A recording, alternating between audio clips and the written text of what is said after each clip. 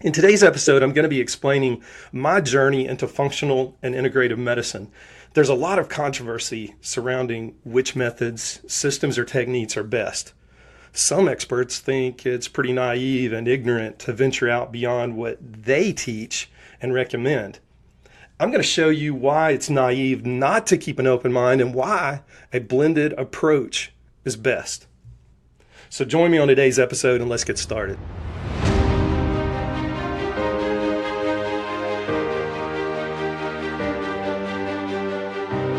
Here at the Optimal CEO Podcast, we help CEO entrepreneurs who love taking ownership of their wellness journey because they know it's their most prized investment.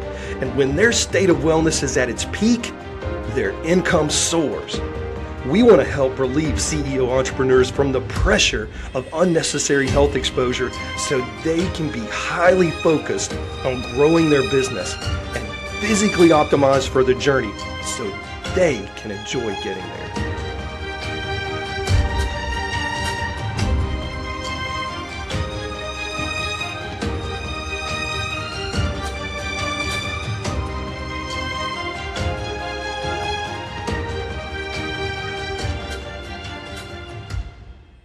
So why night terrors? You may have noticed the title of the episode was about night terrors. It's based on one part of my personal health journey and how it led me to literally dying every single night since age 5. And I know that sounds crazy, but it gave me a profound respect for alternative medicine approaches of all kinds, but also gave me a profound respect for blended approaches as well. This particular story sets the stage for understanding why a blended or integrative medicine approach is useful and why clinicians should be able to pull from various fields of alternative medicine and traditional medicine to bring about maximum impact in their clients. Now, I know what you're thinking. What the heck? You died every night since age 5? Sadly, it's true. Unfortunately, I didn't figure this out until my early 40s, but it did happen. And I'll give you some details in just a minute. First, let's get an understanding of what night terrors are versus nightmares. There's a lot of confusion there. Night terrors are not nightmares. They're totally different. Nightmares are memorable. Night terrors are generally not memorable unless they involve some form of hallucination, like creepy things in your bed, like snakes or bugs or things like that. Thank God I never had any of those hallucinations. But here are a few of the symptoms of night terrors that I did have. Waking up suddenly with shortness of breath, heart racing, and feeling like you're having a panic attack. Check, I had that. Suddenly awakening from sleep. Check, I had that. Persistent fear or terror that occurs at night. Check, also had that one. Waking up sweating profusely. Check, had that one. Confusion. Check. Rapid heart rate. Check. Inability to explain what happened. Check. No recall of bad dreams or nightmares. Check. According to the American Academy of Sleep Medicine, night terrors affect as many as 6.5% of children and only 2.2% of adults. So here's the rub. When I was about 5 years old, I started having night terrors. I was always embarrassed about it, partly because it was my personality and partly because I came from a long line of people who believe you just got to suck it up and move on. So I always recall the story of my granddad who was an entrepreneur himself. He owned a very successful automotive shop. And, naturally he would do some welding from time to time. And literally one day he was welding on his back underneath a car and a piece of hot metal slag got in his eye. And he recovered from that fully. He didn't lose any vision, but he would always say, when somebody would get hurt or somebody would have something going on, he said, "Oh, I've had worse than that in my eye." And we would always kind of chuckle and say, yeah, right. But then later on, I found out exactly, why he would tell us that story. And it was always fascinating to me that he was such a tough guy. But regardless, with my night terrors, I never told anybody. As I got older, it got worse, even into adulthood. As I got into my medical training, I was diagnosed with night terrors of adulthood. and was considered to be one of those rare people who carried it into adulthood. If you remember, only 2.2% of adults have night terrors. I also learned that it was extremely rare to carry this into adulthood, and that I was just in that rare minority. So I kind of accepted it and moved on. It was what it was. And I think the reason they thought that it was truly night terrors because it had been going on since about age 5. That should have been a red flag for me that I was in that minority as an adult. But I just kind of shrugged it off and kept on trucking. It's just kind of the cloth that I'm cut from. The people that I was raised by, from my immediate family to my extended family, we were all just kind of suck it up and move on. So that's what I did. So fast forward to May of 2014.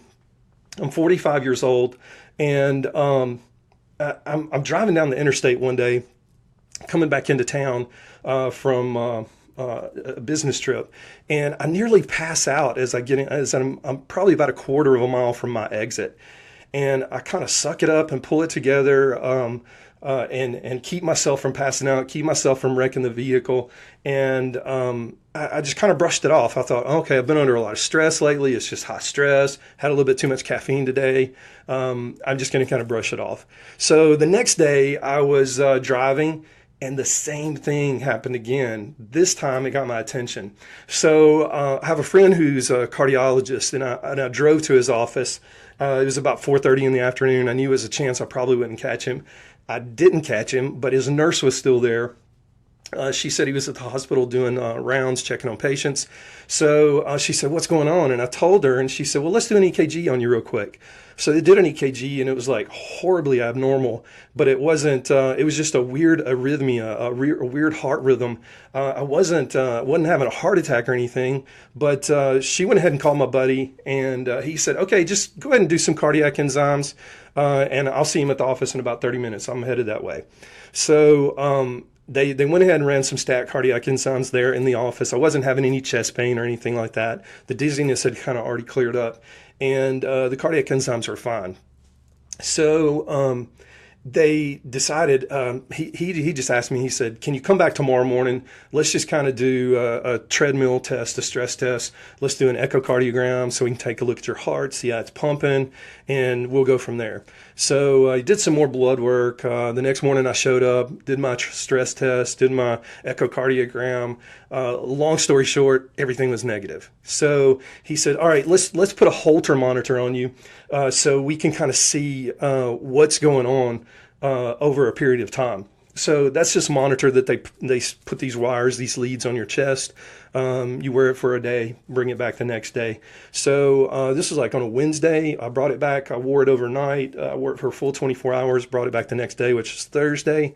On Friday, I'm seeing patients, and at one of the facilities that I was making rounds at, and I get this text on my phone from my cardiology friend, and he says, "Where are you? Call me ASAP." 3 exclamation points. And I'm like, holy cow, this is not good. And, I just turned in that monitor yesterday. It's got to be something major. So I pick up the phone. I call him. I said, "Hey, what's going on?" He said, you come on over to the office real quick. Let's kind of go over some things. I want to show you something. So it kind of had my mind going. I was only about 5 minutes from his office. So I hopped in my vehicle, ran over to his office, and he showed me this weird EKG. And what had happened was my heart had stopped about 4 times in the middle of the night. And he said, I've got you an appointment Monday morning with one of the top electrophysiologists in the country. He's literally written the textbooks. He's written about certain procedures, and he goes all over the world teaching this particular laser procedure. And he said, "You've got an appointment with him at 9:30 Monday morning. He's not in the clinic. He's going to see you between procedures. So be a little patient, but just be there about 9 o'clock so he can run over between procedures and see you." So that's exactly what I did. So needless to say, I was scared to death, knowing that, my heart is literally stopping in the middle of the night.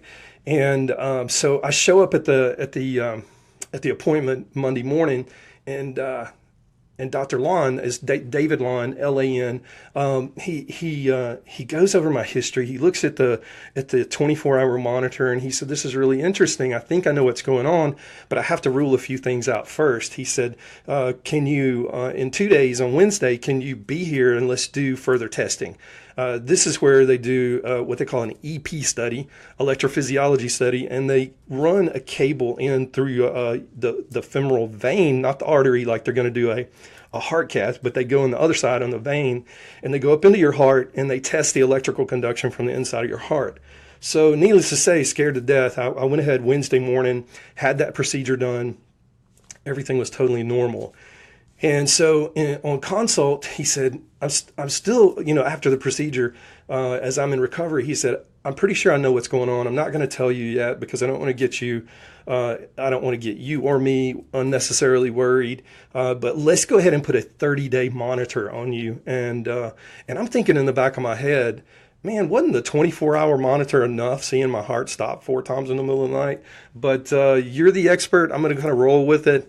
And I wore the monitor one night, and I'd forgotten that I'd put my phone on Do Not Disturb when I went to bed, and this was kind of a cellular monitoring. So the EMF people out there, I was getting a lot of EMF exposure, but I'm glad I was, because what happened was I had like 5 missed phone calls when I woke up the next morning from the monitoring service, and I had apparently upset everybody to the point where my heart had stopped 7 times. Well, obviously I was awake. I was able to answer those phone calls. I felt perfectly fine, but I'd also woken up in the middle of the night with those night terrors that I've been having since I was a child. And that's when it kind of hit me, and it also kind of hit Dr. Lon, that there's something correlating there with the night terrors and my heart stopping. And he said, "I've seen this a few other times, but I typically only see it in kids."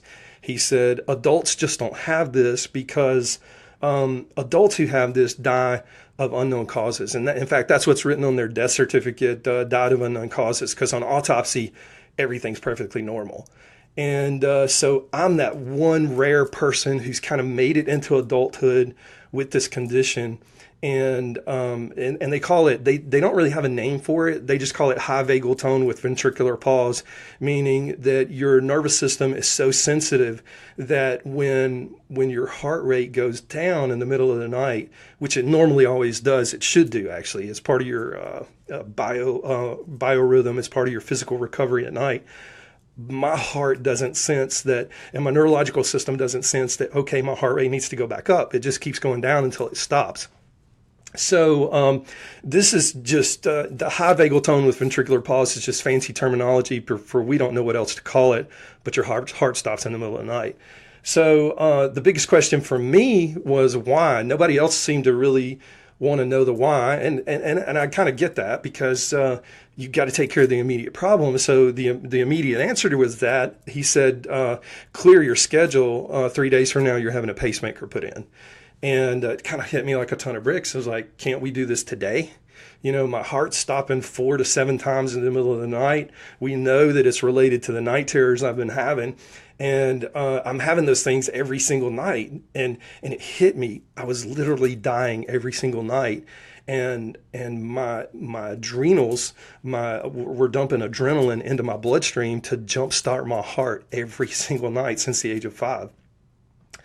But, the crazy thing is that's how miraculous our body is. And he looked at me point blank and he said, there must be a higher purpose for you in this world, something that you've still yet to do, because you're hanging around here. And he said, I've never seen this in adults. I've only seen it in kids. And he said, we put pacemakers in kids for this very reason. So anyway, as it turns out, and this actually happened a couple of years after I had the pacemaker put in. I was sitting around talking with family, and we recalled that I was electrocuted at age 5. Now, I was doing what stupid 5-year-olds do sometimes, especially boys, and I had unplugged something and plugged it back in several times, just kind of goofing around. And one of the times I plugged it in, my right index finger touched one of the prongs as I plugged it in. Luckily, my mom was in the kitchen, which was literally a half retaining wall away, and she heard something, and she came in there, and she had a towel in her hand, and she wrapped that towel around my head and pulled me off of that 110 volt socket. And but it was shortly after that the night terror started. So we were able to correlate the electrocution with the event of that happening, and went back and talked to my electrophysiologist, and the bottom line was we firmly believe that it burned out some type of neurological sensing organs somewhere in my neurological system, either in my heart or in my peripheral nervous system, that allows me, or in my brain, that allows me to be able to start my heart rate back when it drops too low. So it's going through this gave me just an instant appreciation for integrative medicine, and I'm going to explain why. But before I do that, I want to talk about non-traditional treatment and gurus. Here lately, I've been seeing a lot of talk on Facebook and Instagram where non-traditional gurus say they're touting their way as the only way, or you shouldn't take this medicine or that medicine, or the only medicine you need is sunshine, whole foods, blue light filtering, and electromagnetic frequency or EMF control. But on the flip side, it's equally as easy for traditional allopathic clinicians to do the exact same. They think their treatment, their way, is the only way. It's the only modality. And regardless of which side you're on, to say that one is the be-all, end-all treatment or method or modality simply isn't right. It isn't right thinking. In fact, I think it's quite arrogant and narrow-minded. I mean, let's face it. If your body decided that your feet weren't that important and voted them off the island, so to speak, we'd all be walking around on bloody stubs. Now, I know that's not a pretty picture, so I apologize for the squeamish out there.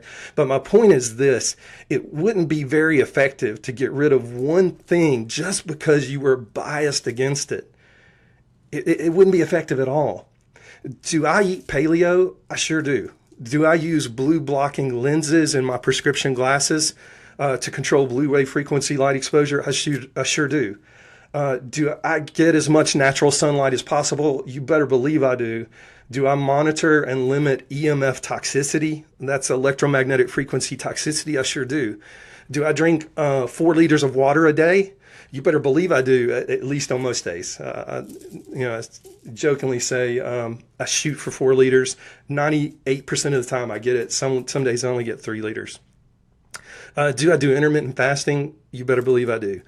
This vessel that we call the human body is way too complex to say there's a one-size-fits-all approach to whatever it is you're trying to accomplish. Sometimes we need integrative approaches.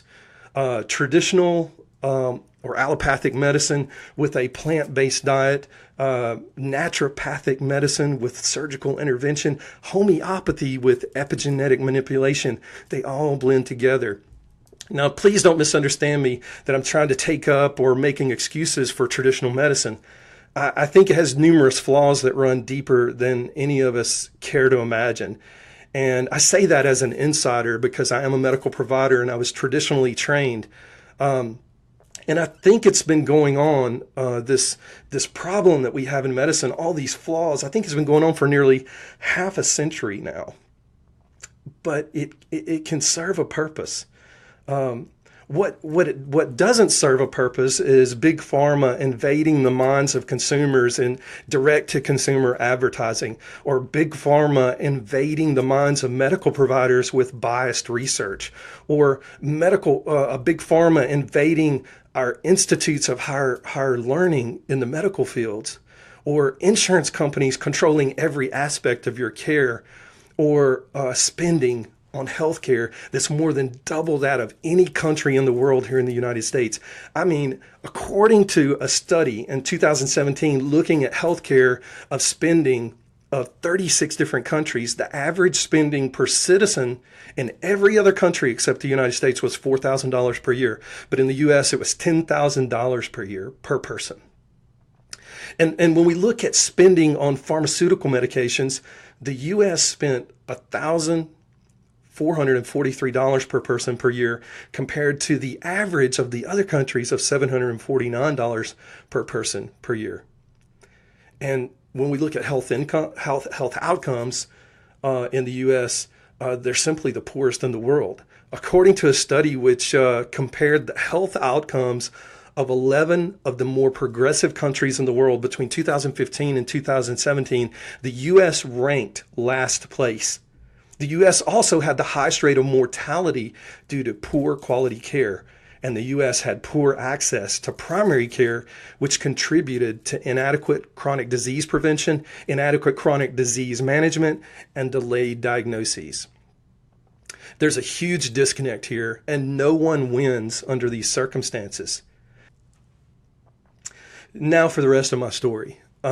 Traditional allopathic medicine saved my life in the form of a pacemaker, and for that I'm extremely grateful. But because of naturopathy, homeopathy, functional medicine, dietary manipulation, light therapy, and other biohacking modifications, the use of my cardiac device has dropped from nearly 15% to less than 5% in the last 4 years, which means I've had a significant reduction in the number of episodes that my heart rate goes too low and can't recover. The way I know this is that my pacemaker not only keeps my heart from dropping too low, but it records everything that's going on. Every 6 months I go in for a checkup, and they hook it up to a machine, and they read what's been going on. They download everything from my pacemaker that's recorded in that history. The technical term for this is biometric measuring. I'm kind of a walking laboratory experiment, if you will, that's being constantly monitored. And the reason I say I'm a constant laboratory experiment is because I'm constantly doing things, doing research to try to manipulate my body into functioning better, cardiac output, this electrical function, neurological function, so on and so forth, stress management. Now, I certainly don't recommend getting a bioimplant device like a pacemaker just for the heck of it, but the direction of that biometric measurement is going, I think we're not too far away from concierge level implants like that. Right now, for sleep and exercise tracking, I use a biometric device called the BioStrap.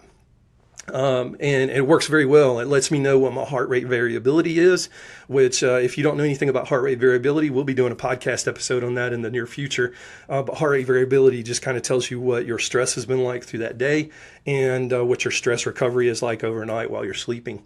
A high heart rate variability, or HRV, is very good. A low heart rate variability is very bad. But the technology is improving. And interesting, some of this tech is borrowed from the traditional medical realm and rapidly spilling over into the private sector. This is actually not a bad thing, if you ask me. As you can see, the marriage between natural or non-traditional disciplines and traditional medicine disciplines works. Is it perfect? Certainly not. Is it beautiful? It certainly is. Trust me, I know firsthand. I never planned to have a pacemaker, but I'm certainly glad it's there. I never asked to be placed on a statin cholesterol medication either, but I was offered one anyway. Now, I declined it because evidence shows that it depletes mitochondria of an essential element called coenzyme Q10, more specific, ubiquinol, which is the essential fuel it needs to survive, which can lead to things like depression, muscle fatigue, and research also shows congestive heart failure. Now, I knew from my functional medicine training that I could lower my cholesterol with certain alternative approaches, and that's exactly what I did. To me, it's a perfect blend of treatment, a little bit of traditional and a whole lot of alternative. In the future, I'm convinced that the idea of segregated wellness approaches will be laughed at. Humanity will look back on this era in healthcare and be glad they didn't live in such an archaic system of wellness management. Unfortunately, I think it's going to take a long time to reach that place, but we seem to be moving slowly in the direction that we need to be moving. It just happens to be at a snail's pace. Right now, every camp is divided into their own little corner of the world. One camp has the idea that all you need is a hammer and everything is a nail. Another camp believes that all you need is a wrench and everything is a nut. Yet there's a select few of us who have recognized that there are many tools in the proverbial toolbox, and we are using them with great success. Now, you may be asking, Brian, do you take any conventional medications right now? And the answer would proudly be no. But In the interest of full disclosure, I've been on quite the journey with conventional medicines. You're going to want to listen to my next episode, my next podcast episode titled From Depressed and Suicidal to Naturally Restored, where I'll explain my chemical journey, I call it, in search of happiness. I'd like to personally thank you for listening to this episode of the Optimal CEO podcast. I hope you found today's podcast informative and helpful on your personal optimization journey. You see, we love our Optimal CEO entrepreneurs, and thanks to people like you, the Optimal CEO community is growing. You can help us with that continued growth by giving us a like, sharing this podcast with your friends, or subscribing to our podcast feed. This is Dr. Brian Brown. Here's to you being the most physically optimized CEO entrepreneur possible, so you can have an even bigger impact on the world through your business. See you next time, and thanks again for listening.